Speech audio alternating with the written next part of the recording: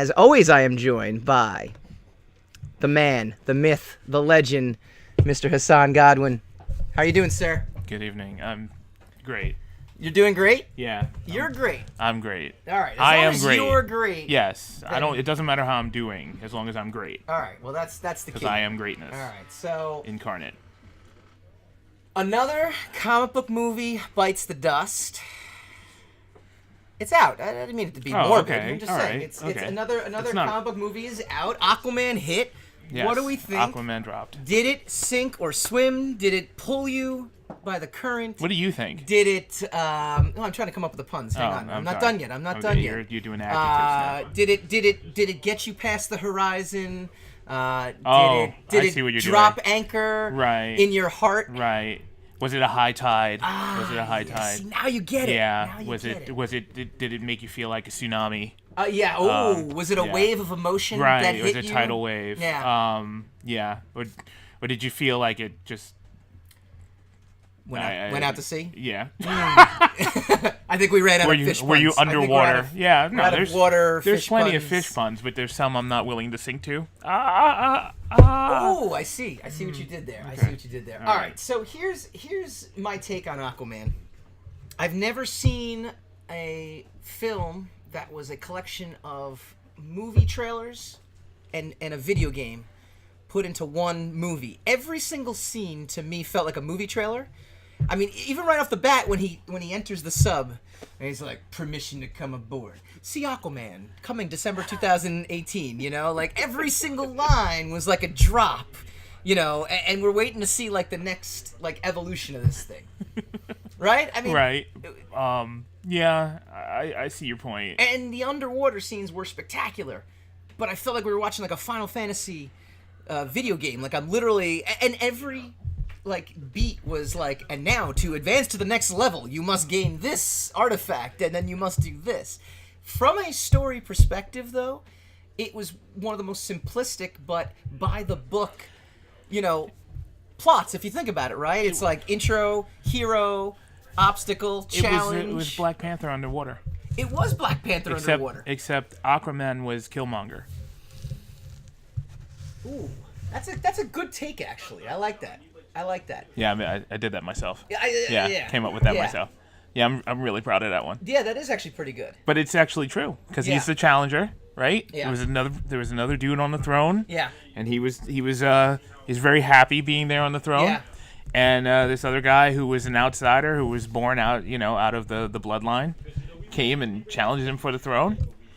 The outcome was slightly different, a little bit, and his demeanor was a little different. Yeah, you're rooting for Killmonger in this. Well, you might have been rooting for Killmonger in Black Panther. It's very possible. Michael B. Jordan is it's very exceptional, and he's in everything. He's gonna co-host. He's exceptional at everything. He does. So, and he is going to co-host. Yes, he's going to co-host. He's going to co-host this middling podcast. Yes, in sometime in 2019. In 2019. All right. Well, that's all we can hope for, really. That's what we're getting. That'll bring us to a. I hope that's all we can hope for because it's exactly what we're getting. That will bring us to a whole other level. Okay. The one thing, it's funny you mentioned the Black Panther comparison because I actually think there's one aspect to the movie that surpassed Black Panther. And I didn't actually say if I liked it or not. We'll get into that in a second. It had what Black Panther didn't have. It's the only thing that it had that Black Panther didn't have, which was that defining moment in the final battle where I understood why he defeat. Oh, spoilers if anybody hasn't seen it. Where he defeats. Was it Orm? Orm, right? Yes. Orm, yeah, Prince Orm. Mm-hmm. And it's I like to call it the cross the streams moment, the crane kick moment, something where it was foreshadowed earlier in the movie, the film. The twirly thing. Right. The twirly Which, move. Again, wasn't very impressive, and it was on cue. It was, again, very formulaic. Boom, boom, boom, beat, beat, beat. But I still thought it was pretty impressive that they foreshadowed in advance this defining moment. The one thing Black Panther did not have to me was the defining moment. I still, to this day, and people have explained it to me, and logically it makes sense to me, but it never felt like there was any reason Black Panther should beat Killmonger in the movie. Here, you're like, no, Aquaman went through all this pain. He went to the Sahara, which I guess you can do that if you're Aquaman, and you can find the lost hidden this and that, and you can get this thing, and it's like it built up to this moment of, okay, finally we get this. I was not aware that Atlanteans were invulnerable. Yeah, oh yeah, very. You didn't know. No, I did not know that they could just jump out of planes and land on their faces in the desert and be fine. Well, the funny part about that too is it was just a movie trailer. It was a movie trailer. See, it's a movie trailer. Haha, this is the funny part. This is right. And it's right out of the MCU. It's right out of Captain America jumping out of a plane without a parachute. Yeah. I was like, did he have a parachute? No, he didn't. No. But pertaining to the last point you made, he just fought harder. They just come back and fight harder. Yeah. There was no signature move that Luke had when he came back and beat Vader, other than he got angry. No, I agree, but So- I felt there was a reason he was going to beat him that time. There was some sort of chat, like, I guess in a way he did. Again, logically speaking, it was the moment when Black Panther was confronting his father in the afterlife, where he said we're going to do things different, and that was supposed to be the thing. But to me, at the end of the day, I still don't know. From just everything, it just didn't feel like he should still beat Killmonger. Whereas in this one, it was on cue. Also, this is the moment. Yeah, but he then wins. it was highly foreshadowed. Once he whipped that move out, and then you're like, oh well, he's got it. I can go home. Right. So you might argue it's less effective than the Black Panther one. But it ended right then and there. It wasn't. They did. Give them credit in their final battle scene. They did not drag out the final battle. We didn't have to see any. Can we stop with the Matrix? Like, no. It's in every action movie. If you are not an action movie unless you have the. No, we can't stop with where that. It's in super slow motion and. No, this even in Star Wars. They were even doing it in The Last Jedi. So I know. I would say the answer to that question is no. We're not going to stop it anytime soon. I'm going to do that as soon as the show's over. I'm going to do that out in the street. So. Because we are not that skilled. I am. With you. I am. As soon as there's a camera on me. We have. You can see our wide angle shot here. We've got some toy. We got some really cool things. We're in a really cool store. You can downplay yourself all you want. I'm definitely. You are. I'm dodging something as soon as we leave. Okay. All right. I'm down. Okay. I'm down with that. All right. So you hear some laughter in the background because we are live at Funny Business in Nyack, New York. So yes, we are. Come join the fun. This is a great place, and I wish it was here when I was here. Yeah, I know. So it's pretty exciting. All right, I'm gonna ask you the question though. Oh, what's the question? Which is, what did you think? Did you like the movie versus did you think it was a good movie? Subject object. Yeah. Objectively, I thought it was a fine, entertaining movie. Mm-hmm. Beginning, middle, and end had solid, through line, foreshadowed correctly, followed its own rules. Yeah. Well, except for one, which was, but I'm pretty sure it was in canon. It explained in canon how suddenly he was vulnerable to knives after Black Manta got the Atlantean steel. You can mention it. Yeah, go ahead. Well, it was the Atlantean steel, is what they said. Yeah, but I they guess. never mentioned it prior to him. It was just one of those things. Well, now I have Atlantean steel, and I can cut you. And you're like, okay, I guess Atlantean steel can cut other. And then Atlanteans. you were like, okay. Yeah. But I didn't. I never understood how he got his tattoos on him. That was when he was like 10 years old. That's it's a puberty thing. Yeah. It's a puberty thing. But you have to explain that Atlanteans are invulnerable to knives in general. Like, what is that about? Well, right. no, Well, no, they're also invulnerable to buildings, The desert, water, the desert. terminal velocity. There's certain things like that. For an underwater species, they could just roam around the desert. And Yeah, they're like, hey, whatever. cool. Because they were royalty. I mean, Because he was the son of royalty. And that's the thing. I guess that's what defines royalty. You have to have some sort of cool power, Right. Or even uncool power So, that they try to make cool. So objectively, those little things stood out. Yeah. Subjectively, Yeah. I was entertained. I enjoyed myself. Yeah. So, and I was rooting for the movie. Yeah. Because I think Jason Momoa was due. Yeah. And I think DC was due for at least one more I'm good gonna, movie. I'm going to say this, though. If Jason Momoa wasn't Aquaman and they didn't play him off as man, I don't care, the movie doesn't work. You think if this was Zack Snyder and it was all grim, dark, dark, everything brooding. yeah, Because and they had some Mr. Clean type with a chin, Yeah, like everything else is so dark and brooding. But it's Prince Orm's character is that he didn't like brood. No, he didn't. was, okay, all right, but it was grim little, and serious. Grim and serious. Is that a good? I don't know if he was grim. He was very serious. Very serious. He was Okay, a serious so dude.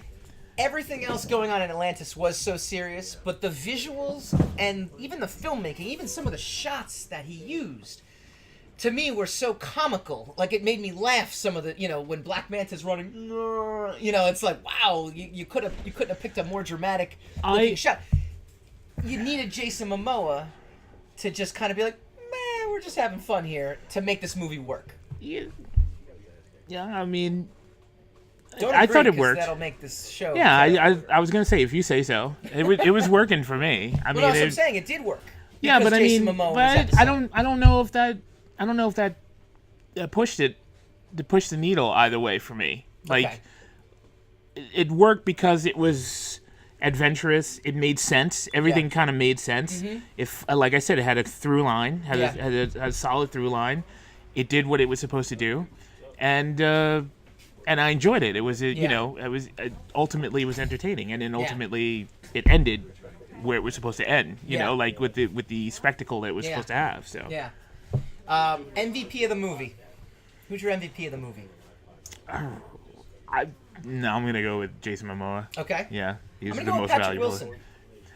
Wilson. Patrick Wilson is he's a never fail. He Everything right? he does, and yet he never gets a major role with the exception of the owl. Right. In Right. Watchmen. He makes this movie to me in a way. Again, Jason Momoa is the key to the movie, but the MVP to me is how, like, everything to me felt corny except when Patrick Wilson was on screen. He just dove so far into the character and the world that all of a sudden I'm like, yeah, okay. This hodgepodge But of a he's video game and movie trailers, it all works because of him. He's got his own charm, which allows him to do the twirly mustache thing without actually looking like he's twirling a mustache. Like he's chewing scenery without actually chewing any scenery. Right. Because like he doesn't really have any... He doesn't have more than one face. Yeah. He's got the same kind of slick, kind of shit-eating grin, kind of, the kind of thing where he just kind of stares you down. He stares right through you. Yeah. And how he knew poor Willem Dafoe. How he knew Willem Dafoe was kind of not on the up and up, and you get the impression he knew that way at the beginning. Yeah. And he just followed through with it, and so it's just Patrick Wilson. He could just do that. Yeah. And I think that upped the ante for it. But I mean, but like you said, I don't think the movie works without Jason Momoa. No, it doesn't work. So that's without why he's my most valuable player. It's almost like a dual MVP, though, right? I mean, it's almost like this hodgepodge that Juan put together, the director, somehow they just played off each other perfectly to a point where it worked. Even Dolph Lundgren's character kind of worked. Yeah, I don't know where he came from. The crab people and the crab people. Crab people got no reason to smile. I mean, it all. And Nicole Kidman, she bought in hook, line, and sinker. It just worked. That's what I was saying. I enjoyed it. I still. Yeah. I don't know if Patrick Wilson gets a joint MVP more than Jason Momoa, because I think Jason Momoa sold the entire thing. Because Aquaman, to me personally, I apologize out there to every comic book fan, Aquaman is absurd. Yes. And Jason Momoa made it not absurd. Yes. He played it like, I know I'm the fish man and I'm absurd. Yes. But I'm still gonna kick your, butt, and I'm gonna move submarines. Yeah. And I'm gonna be invulnerable, and I'm gonna jump out of airplanes into the desert and land on my face, and there's gonna be an octopus playing the drums. Yeah. And I don't care. It's just like I little don't things care. like that where all of a sudden it's like, what? Yeah. Well, I thought the movie was audacious. Yes. In how absurd it was willing to be. Yes. And then it James decided to fully take itself embraced seriously. I know. And you know what? They go for the when it was over, people were clapping at the end. Yeah, because it was well And it deserved. felt like I should clap. Now, here's the big question What's the big question? that we will not answer this week. Okay. Was it better than Into the Spider-Verse? Did you like it better than Into the Spider-Verse? We will not answer that tonight. That is at Vantage House. Tweeted us at Michael_Dolce and asked us that question. Next week, who won the winter? Aquaman, Bumblebee, or Into the Spider-Verse? So we will answer that question next week. We're going to go to a little commercial break right now. And when we return, we're going to have Lysa Hawkins from Valiant Entertainment and blah, blah, blah, blah, blah. Valiant Entertainment come and join us. She's going to talk about the new breakthrough line. And then we're going to play Pop Culture Celebrity Jeopardy, which I think everyone will have a fun time with. Be right back.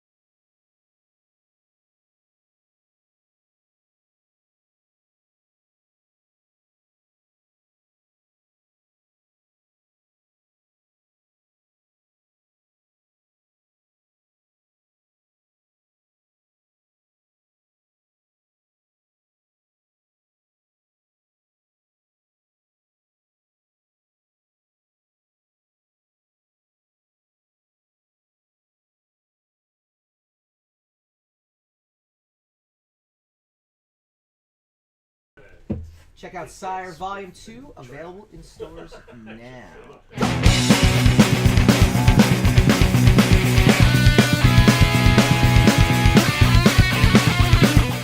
We are back, and better than ever, and we are joined now by Lysa Hawkins from Valiant Entertainment. Hello. Very happy to have you here on our 150th episode spectacular. Well, I'm thrilled to be here. Thank you. No one's ever thrilled to be here, so... I'm the first then. Yeah, You know, you win. It's miserable every single time. Like it never ends. It never ends. All right. I want to talk about Valiant. I want to talk about the new breakthrough line. It's very exciting. Give us the details about everything that's going on at Valiant right now. All right. Well, I can give Everything. you No, what I start can. to finish. Everything. Catering, I can tell you what I can tell you. It's all wonderful. It's all very exciting. It's very new, very different. We have tremendously talented new voices coming into Valiant. Colin Bunn is coming in doing Punk Mambo, and he's just killing it. It's going to be... What is Punk Mambo? What is Punk Mambo?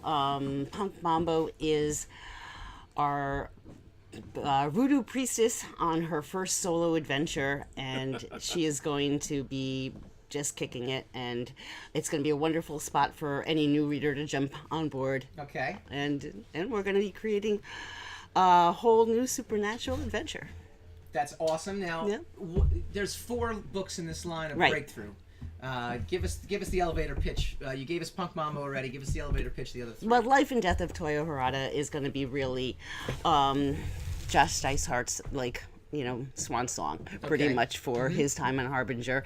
Of course, we hope he's going to be coming back, and, we're talking to him about it, but he's going to be closing up his story, and it's a story long in the making, and it's going to be very exciting. I can't say anything else except it's beautiful, beautiful, beautiful, beautiful. Punk Mambo, as I said, is Colin Bunn, and Adam Gorham is doing the art for it, and it's just so exciting. It's like Christmas every day when the art comes in. Sure. So yeah, it's going to I be... believe you on that for sure. It's going to be wonderful. Then the next one is the Killer Program, which is a mini-series that's going to be launching into another series, which I Okay. can't mention anything else about. No, go but ahead. there's You there's should go ahead. there's British spies involved. Let's Okay. put it that way. All right. And the last one is Fallen World, which is going to be sci-fi epic, bringing back old faces that we haven't seen in a long time from Okay. 4001.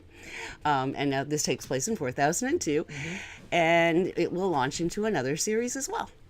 One of the things, Chris, the owner at Funny Business, we're at Funny Business in Nyack, as you can see by the wonderful,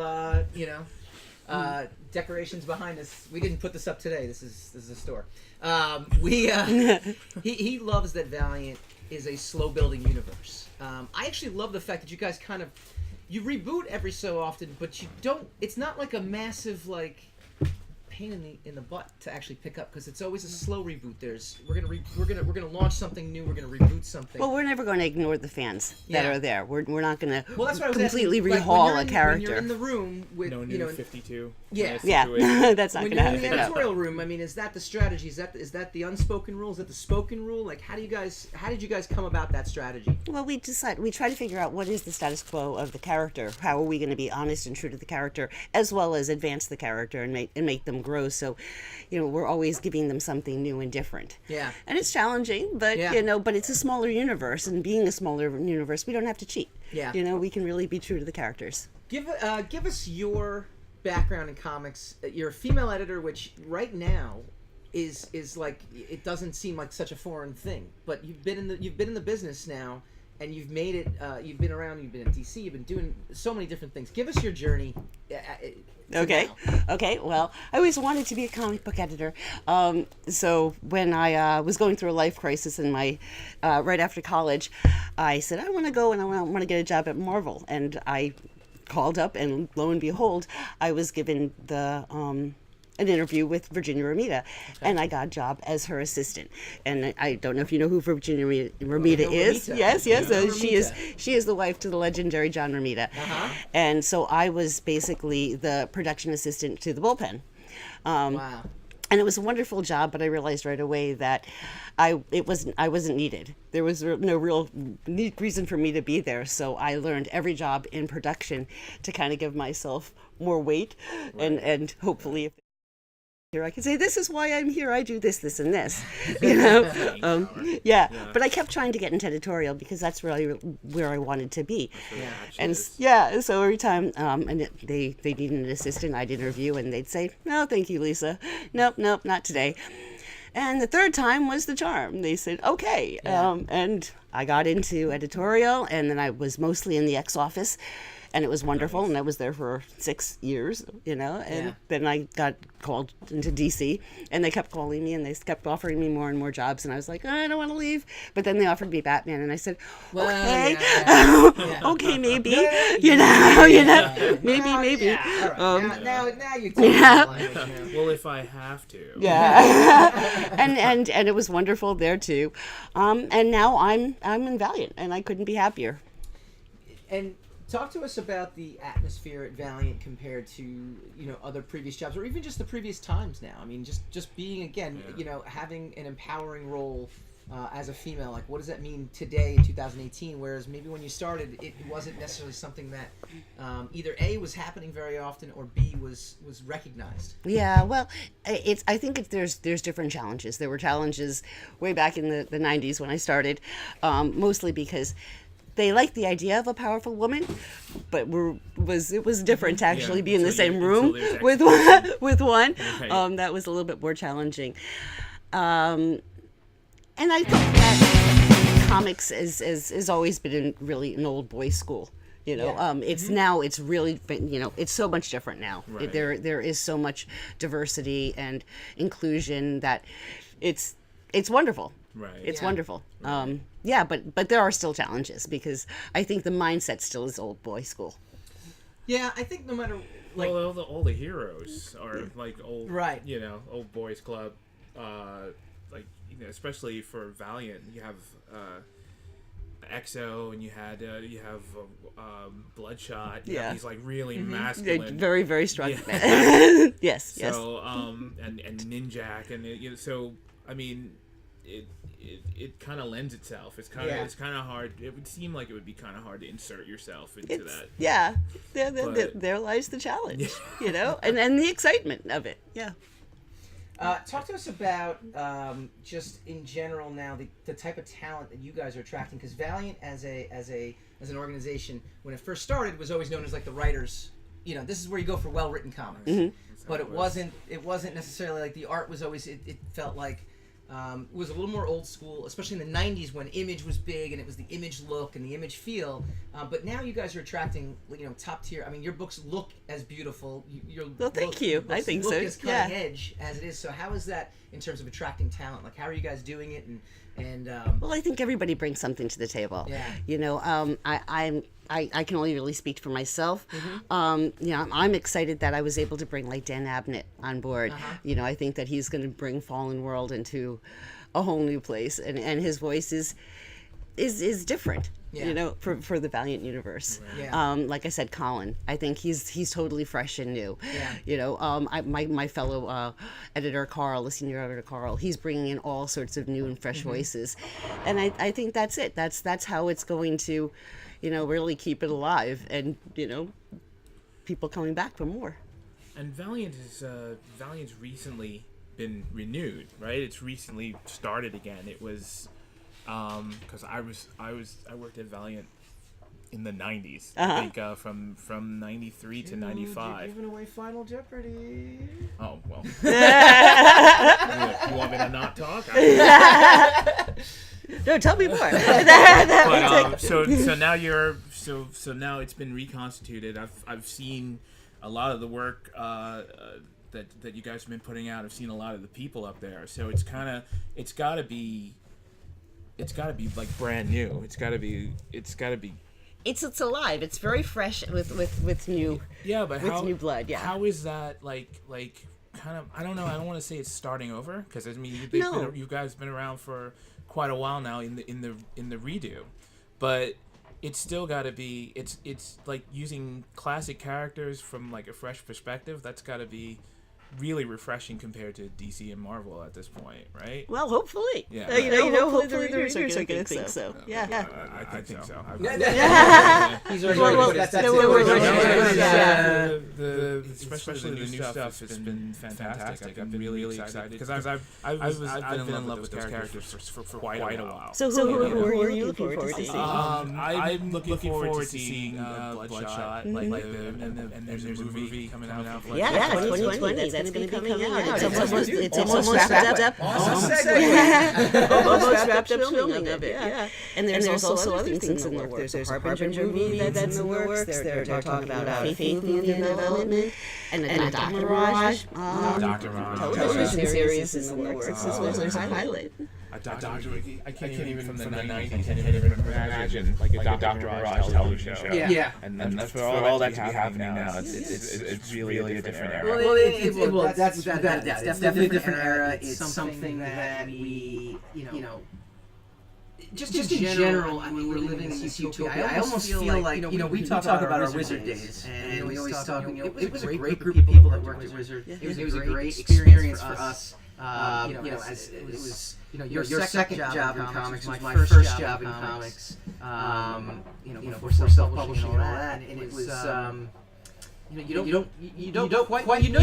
it good, but you don't have any comparisons. Then you move on to other jobs, and you go, it's not all going to be like this. So there is that aspect to, just in general, I feel like we're living with all the comic movies in this era, where I don't think people realize, once Endgame is over, Avengers Endgame, that's a 10-year build-up that has. Spawned something that Valiant is now being a part of as well too. Bloodshot, where do we realize how good we have it? I don't know. No, I think superhero movies will always be movies. Now they're best picture of the year. Yeah, that's something. No, it really is. It's something. I remember when the Dolph Lundgren Punisher movie it was the big thing, but it was the big thing. Dolph Lundgren has rehabilitated himself now. Yeah, but I mean, keeping with what we were saying, like that movie, which is not a great movie, at the time was a monster. That's also Nick Fury was a huge success. We loved it at Marvel. And guilty. I actually really like that movie. I really did like that movie. Generation X one. I did see that. We'll leave that there. The Hasselhoff movie is really an accomplishment, though, because he kind of really was Nick Fury. Yeah, and fantastic. It was there. It was great. Give us a rundown of the movie slate, what Valiant has in store. Because there's a lot of people too. We generally like to hide our knowledge and obsession with comics under this veil of comic book movies. Because people on tap for Valiant. And what's kind of again, the elevator pitch behind those characters that they might not be familiar with, like Bloodshot? Well, okay, I don't know if I can answer all of that. Yes, you can. Okay, I can try. Well, Bloodshot, as I said, is pretty exciting. I was in the elevator the other day going up to Valiant. I was wearing my Rye hat, and they said, is that a comic book thing? And I said, yeah, I work for Valiant. He said, Bloodshot movie's coming out. And I was like, yeah, Vin Diesel. He was very excited about that. And then he went on to say how he loved our comics, which was very nice to hear. So I think there's a lot of heat with the Bloodshot movie. People seem to be very excited, and as I said, they're just finished wrapping it up right now. So what's the canon that it's going to be based off of? Is there anything in particular? I have not read the script, so I cannot tell. They're keeping it under wraps. And they should. So yeah. That's always a good thing to do. What's the next one after Bloodshot? Harbinger, as far as I know, Harbinger is very close to being. I don't say it hasn't been finalized yet, but I believe that's what the next one's going to be doing. That's going to be a big one. When's the EXO movie coming? That's my jam. Yeah, EXO is not on the slate. I think that's got to be the hardest one to do. I think so too. I think they're trying to wrap their head around how to do it. How does editorial, and then go to commercial break, how does editorial work with the comic book movies coming out now, the anticipation of Bloodshot? I mean, I'm sure you guys are gearing up for this. Sure. And that's more of, I'd say, marketing is working with getting all of like any kind of merchandising together for it, and then pushing the titles. So when the Bloodshot movie comes out, there will be a nice Bloodshot book that a new reader can jump on board and say, okay, this is it. We can read this straight now. Yeah. After Harbinger, I know Faith is, like I said, in development. So that's all we know. It's in development, but they want to do one, so that would be lovely. And then Dr. Mirage is on TV, so hopefully, Yes, I'm very excited about that as well. All right, we're going to welcome Chris, the owner of Funny Business. When we come back, we're going to play Celebrity Pop Culture Jeopardy. I'm very excited. So much. All right, commercial break.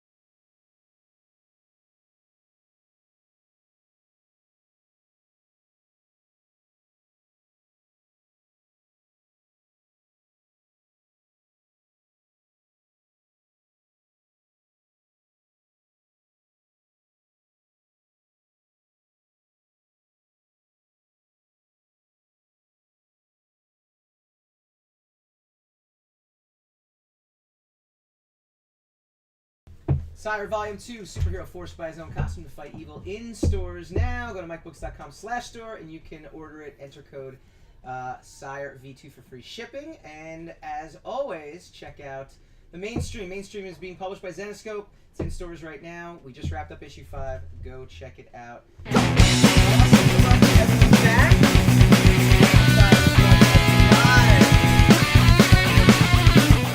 pretty excited about all this.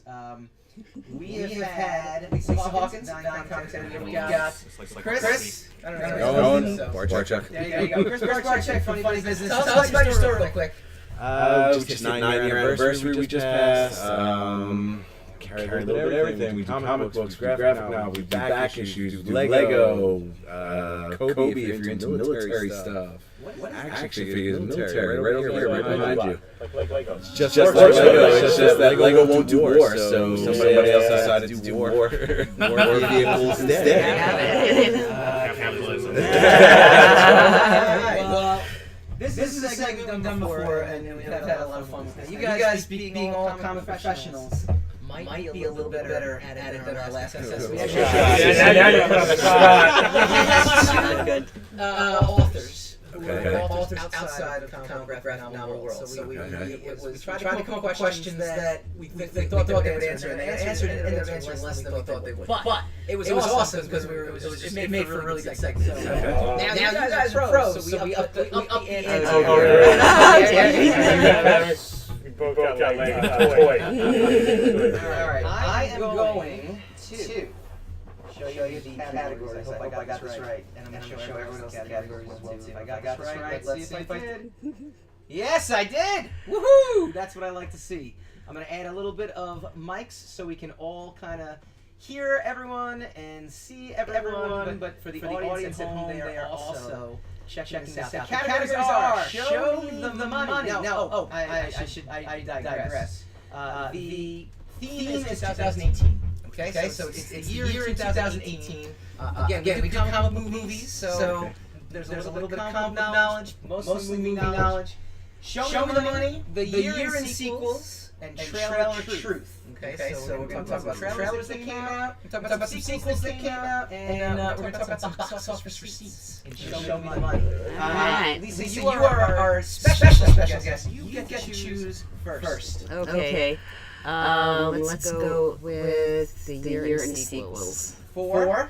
Oh boy. Now again, 100 years. I'll start with 200. Year in sequels for 200. And give me 1 second. I'll show it to you. The pressure. The villain of this sequel did double duty in 2018, playing a henchman in Steven Spielberg's Ready Player One. I didn't see that. But the question is, the villain of this sequel, she did double duty in 2018, playing a henchwoman in Spielberg's Ready Player One. So she was in Ready Player One. Okay, is it Kate Blanchett? No. It was Ant-Man 2. The movie. The villain of this sequel. Ant-Man 2. It was the woman who played Ghost. Got it. Now I got it. Jeopardy. Sorry. Got it. All right, Chris.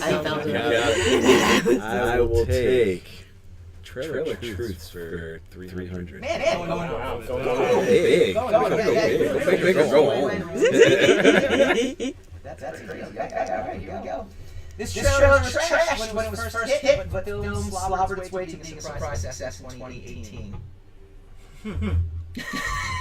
Oh.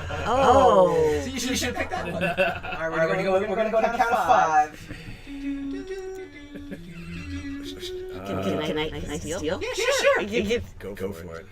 Is it Humans? No, not a surprise success. Oh, you're right. It was Venom. Venom the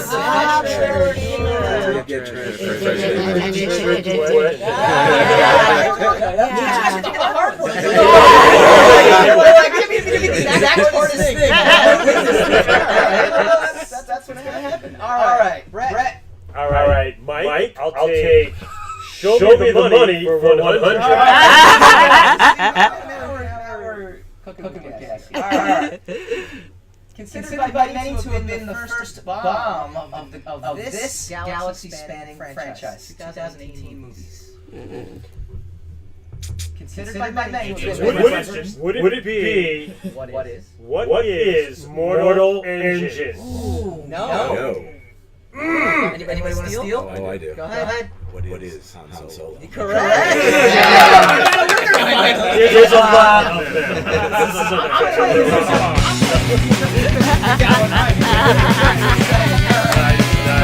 Well done. All right, here we go. We are going to go back to the categories. So, all right. So just so everyone is clear, show me the money for 100 is taken off the board. You're in 200 taken off the board. Trailer Truth for 300 taken off the board. Lisa, you're up. I'm afraid so. Okay. Let me see. Show me the money for 200. All right, show me the money for 200. This film is the highest domestic grossing comic book movie of 2018. Domestic. Yes. That's important. Okay. What is Black Panther?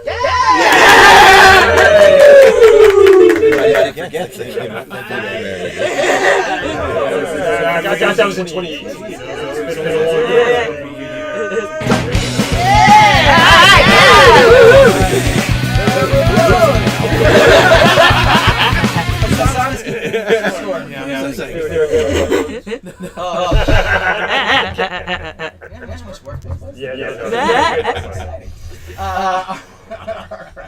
All right, Chris, you are up. Let's finish that category. Show me the money 300. All right, show me the money for 300. Here we go. The only non-superhero movie to crack the top 5 domestic gross 2018. The only non-superhero movie to crack the top 5. Yeah.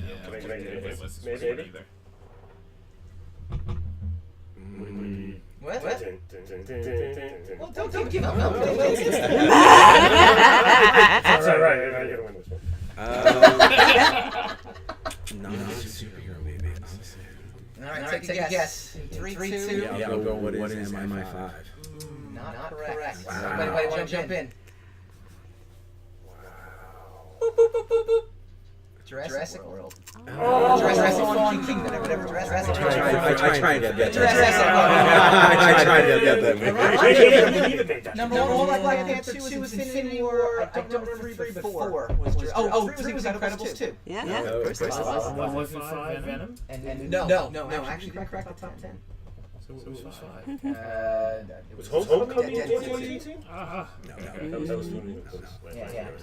All right, show me the money is X out. Brett, you're up. Well, that's so I think I would say. You got this is X out, that is X out. Everything else here. Right. I think I'm going to go with Trailer Truth for 100. All right, here we go. Trailer Truth for 100. This trailer, starring the first ever female Marvel lead debut during Good Morning America. That would be Captain Marvel. Correct! That was a nice, easy one. That was easy. I should have gotten all those easy ones.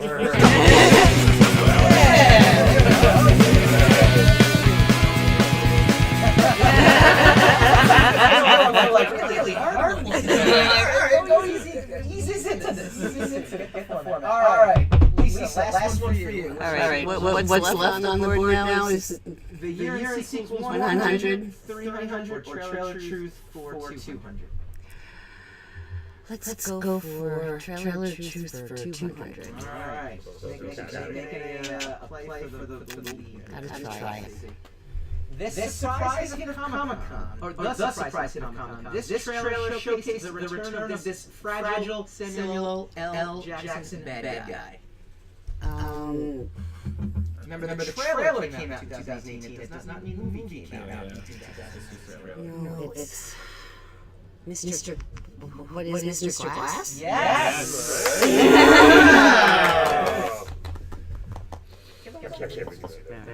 It's gonna be. That's gonna be really good. We're gonna be reviewing that. I guess the second week of January. I guess that comes up the 18th. Yeah. All right. All right. Here we go. We are counting down, Chris. What do we have left? Got 100 and Year and sequels 300? Year and sequel 1 or 300? Might as well go 300. Hey, go big, He's going big again. Brad Pitt makes a blink and Michael cameo. What did Deadpool 2?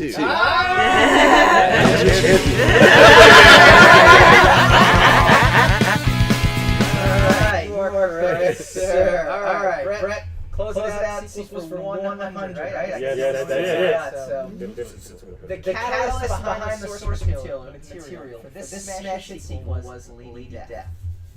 Mm-hmm. That should have been 300. Yeah. I guess behind the source material for this smash hit sequel. Wait. Smash hit sequel. 2018, huh? I actually did, I should reverse it. This is a confusing question. It's actually, but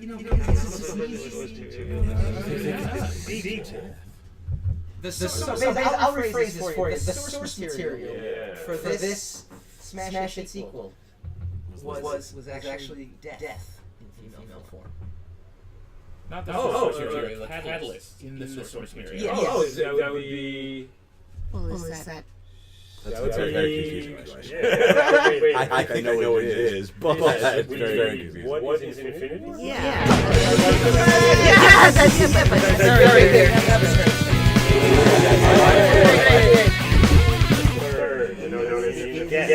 He's got a block that says this is No, that was good. Tricky. The editor in Lisa was like, what are you doing?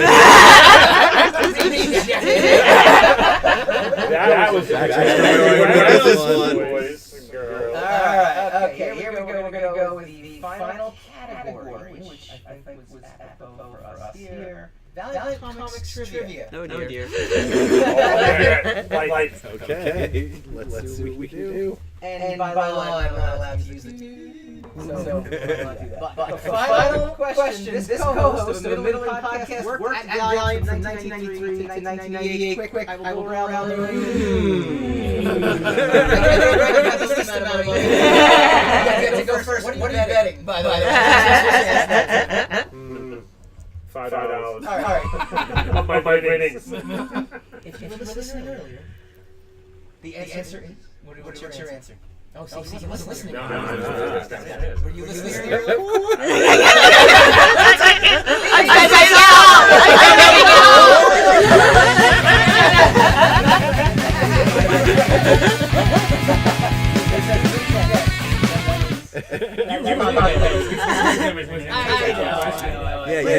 That probably would have. I would have laughed right over that, but you were like, you just gave the answer.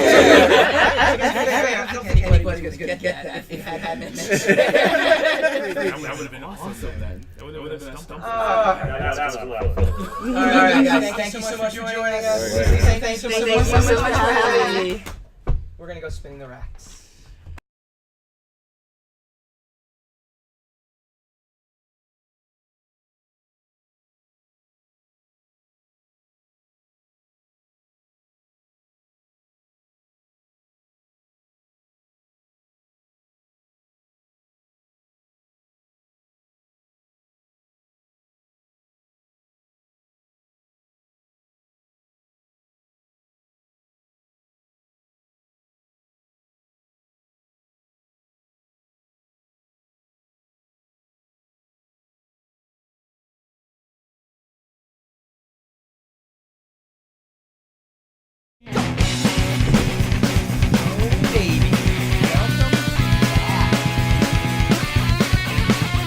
So I got to tell you, that actually turned out to be pretty darn fun.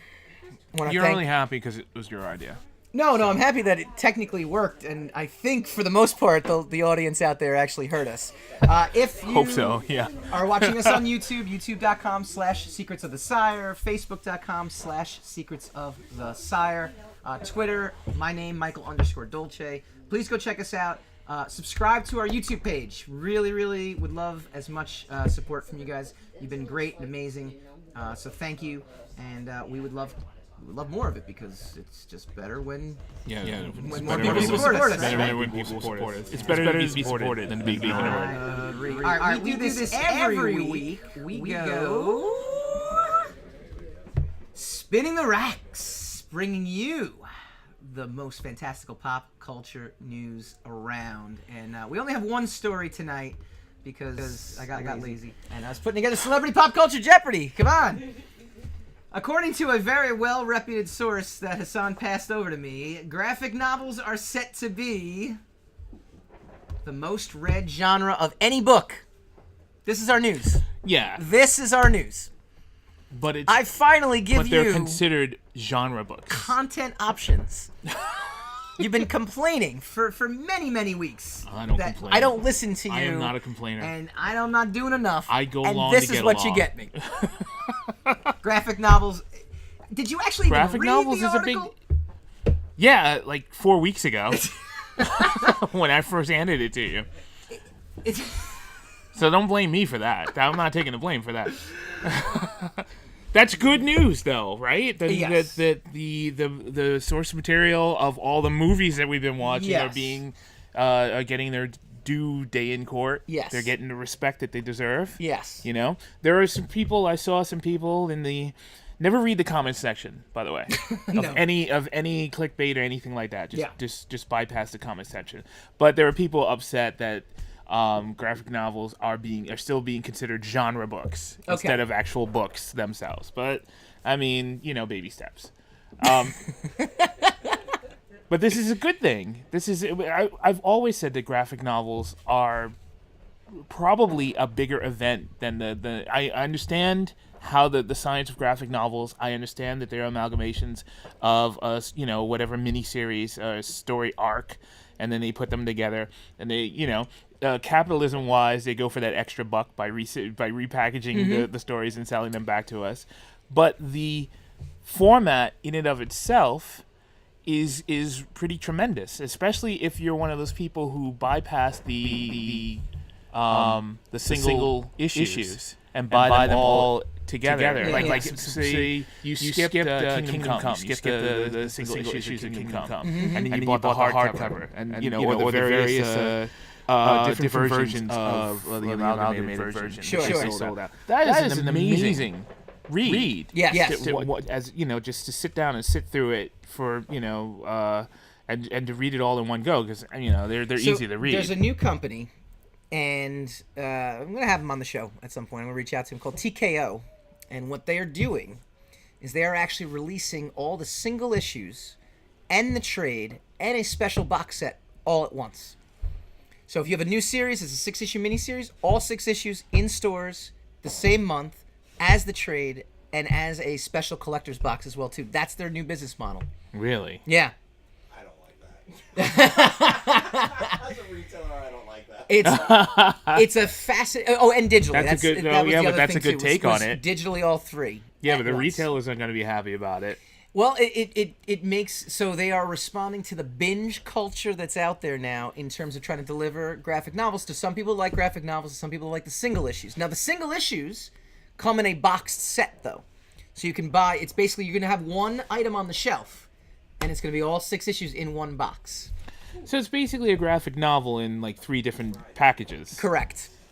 Digitally, in trade form and in single issue form. All right, like at the risk of being controversial and disagree. No, that's good. That's good for us. I don't like that either. I'm not taking it from a retailer standpoint, but just as a consumer standpoint, it's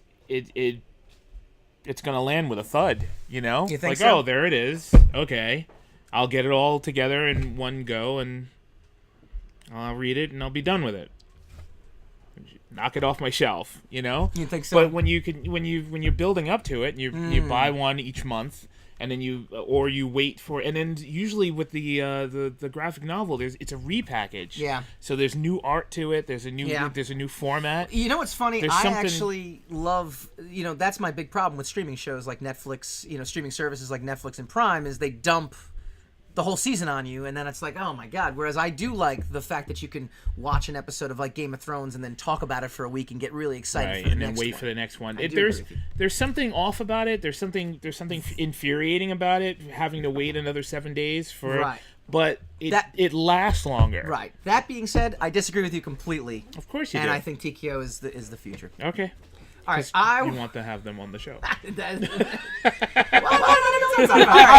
I want to thank our wonderful hosts, Funny Business in Nyack, New York. 150 episodes. We did it. We made it through somehow. I'm going to keep just doing this because I enjoy playing music. But yeah. And we're back next week. We're back. We're back That's in all the we really old got days. We're going to be asking the question, who Won won the winter? This is